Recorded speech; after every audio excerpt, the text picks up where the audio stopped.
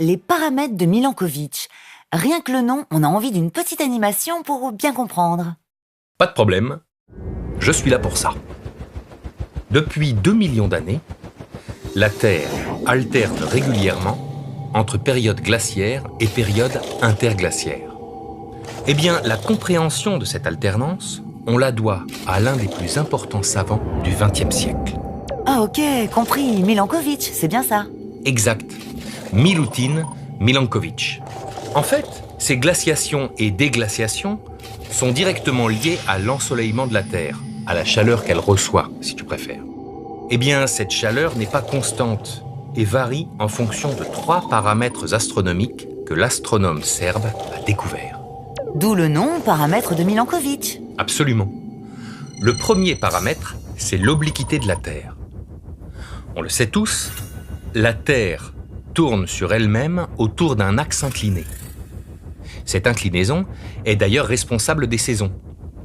Quand la Terre se présente de cette manière face au Soleil, vous le voyez, les rayons du Soleil sont beaucoup plus concentrés dans l'hémisphère nord que dans l'hémisphère sud.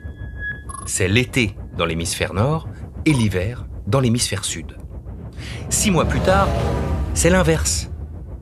Les rayons du Soleil sont plus concentrés dans l'hémisphère sud, où c'est l'été, que dans l'hémisphère nord, où c'est l'hiver. Seulement, l'inclinaison varie, cycliquement, tous les 41 000 ans. Actuellement, elle est de 23,26 degrés, mais depuis 1 million d'années, elle a varié entre 21,9 degrés et 24,5 degrés. Vous l'aurez compris, plus l'axe est incliné, plus les saisons sont contrastées et inversement. Ok, jusqu'à présent, je suis. Et le deuxième paramètre? Le second paramètre, c'est l'excentricité. On le sait aussi, la Terre tourne autour du Soleil en 365 jours, un peu plus. Seulement, la trajectoire qu'elle emprunte oscille tous les 100 000 ans entre un cercle presque parfait et une ellipse. En fonction de ces variations, vous le voyez, la Terre est donc plus ou moins proche du Soleil. Elle reçoit donc plus ou moins de chaleur. Et le troisième paramètre? Ah, le troisième est un peu plus complexe. C'est la précession des équinoxes. En plus de tourner sur elle-même, la Terre tourne à la façon d'une toupie. La direction de l'axe de la toupie varie et décrit un cercle. Eh bien, c'est pareil pour la Terre. L'axe de rotation terrestre décrit un cercle en 23 000 ans. À cause de cette précession, les saisons ne se passent pas au même endroit sur l'orbite. Il y a 11 000 ans, l'été dans l'hémisphère nord se produisait quand la Terre était au plus proche du Soleil. C'était donc des étés très chauds.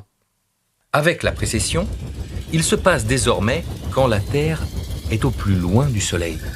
Les étés dans l'hémisphère nord sont donc plus frais qu'il y a 11 000 ans. C'est la combinaison de ces 3 paramètres orbitaux, l'obliquité, l'excentricité et la précession, qui influencent le climat de la Terre. Ok, compris. Et concrètement, qu'est-ce qui fait entrer la Terre en glaciation, par exemple?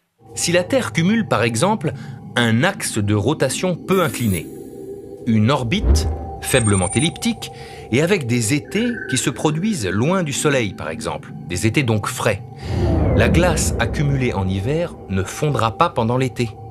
Cela favorisera une entrée en phase de glaciation. Depuis 2 millions d'années, c'est donc au rythme de ces paramètres orbitaux que la Terre alterne entre des cycles glaciaires d'environ 100 000 ans et des cycles interglaciaires plus chauds et plus courts d'environ 10 000 ans. Nous sommes aujourd'hui dans une période interglaciaire inhabituellement longue, qui a débuté il y a 11 000 ans. Elle devrait encore durer 40 000 ans avant de voir la prochaine période glaciaire.